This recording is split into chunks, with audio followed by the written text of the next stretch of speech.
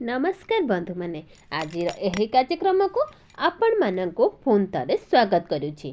तो आज यही कार्यक्रमटी सिंह राशि व्यक्ति विशेष मान बहुत गुरुत्वपूर्ण अटे। तो बहुत ही खास अटे। तो कारण आज यही भिडियो आमे माने जानिबा जो नूतन वर्ष 2026 प्रथम मासटी अर्थात जनवरी मासटी आपणक पई किपरि कटिबा। तो कारण यही वर्ष 2026 सूर्यंकर वर्ष अटे। तो जेकि आपणक राशि अधिपति अटंती। तो निश्चित भाव में यही वर्ष 2026 आपणक जीवन में कौन सब बड़ परिवर्तन होबाकू जाउची। तो सही विषय 2026 मसीहार आरंभटी अर्थात जनवरी मासटी आपणक पई किपरि रहिबो। यही जनवरी मासरे आपणकर स्वास्थ्य, शिक्षा, प्रेम जीवन, वैवाहिक जीवन, भाग्य एवं व्यापार वाणिज्य किपरि सबु किछि किपरि रहिबा से विषय आमे आज ए वीडियो माध्यम रे आपण को विस्तार भाव में आलोचना करिबा। तो नवग्रहंकर स्थिति मध्य देखिबा। तो नवग्रह केहू प्रकार आपण को फल प्रदान करिबारे सक्षम हेबे।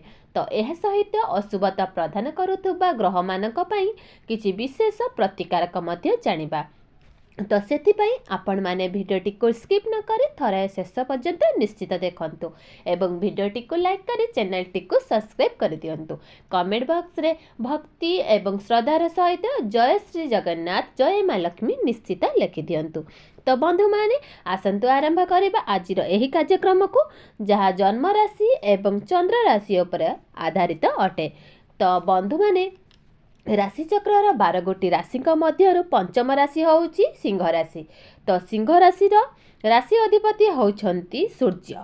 तो बंधु माने जदि जनवरी मास आरंभ में आपणक कुंडली प्रथम भाव में गोचर करिवे तो केतु। तो पंचम भाव में गोचर करिवे बुध एवं सूर्य, शुक्र एवं मंगल।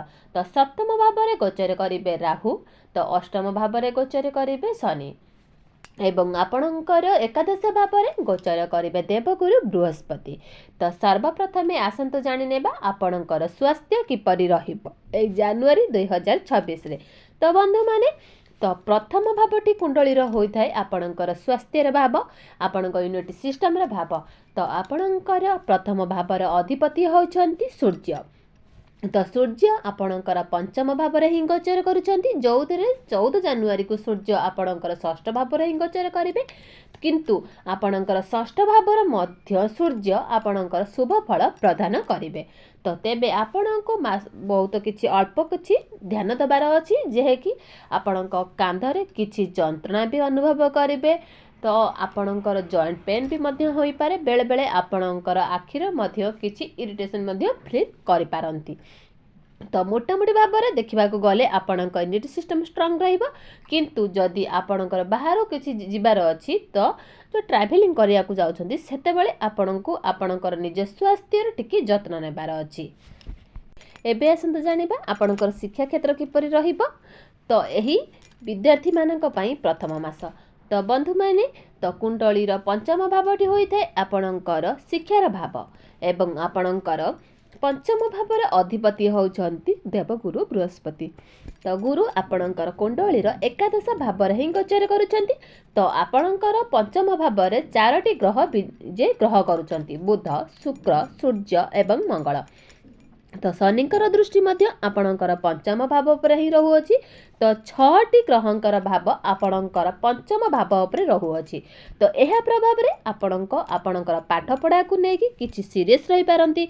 तो आपण निजर पाठ पढ़ा को नेकी आपण बहुत किछि चिंता भी करिवे। बहुत किछि आइडिया आपणक मन को भी आसियो एवं जनवरी मासरे आपण निजर पाठ पढ़ा को नेकी निश्चित भाव रे किछि ना किछि स्टेप नै पारंती। तो किछि फॉर्म फिलअप भी करि पारंती किंबा आपणको आपणकर किछि कोनोसी नुआ जगह ही एडमिशन नै पारंती। एबे आसंतु जानिबा आपणकर प्रेम जीवन किपर रहिबो ए जनवरी 26 रे। कुंडल आपणकर पंचम भावटी शिक्षार भाव होबा सहित आपणकर पंचम भावटी होइताय आपणकर प्रेम जीवनर भाव। तो आपणकर पंचम भावर अधिपति होइछंती देवगुरु बृहस्पति। तो गुरु आपणकर कुंडली एकादश भाव में ही गोचर करुछंती। आपणक पंचम भाव में मध्य बुध, शुक्र, सूर्य एवं मंगल मध्य ग्रह करचंती। तो आपण आपणक पार्टनर मध्य टिके आग्रेसन देखा ही पाइबे ତାଙ୍କ ଭିତରେ ଟିକେ ଧୈର୍ଯ୍ୟ ମଧ୍ୟ କମ୍ ରହିବ।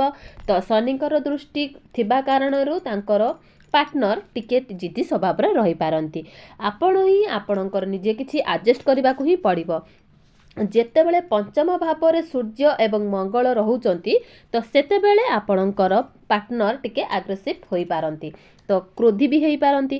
ତ 18-19 ଜାନୁଆରୀ ପରେ ଆପଣଙ୍କୁ ଏସବୁ ସୁଧାର ଆସିଯିବ। ଏବେ ଆସନ୍ତୁ ଜାଣିବା ଆପଣଙ୍କର ବୈବାହିକ ଜୀବନ କିପରି ରହିବ ଏହି ଜାନୁଆରୀ 2026ରେ।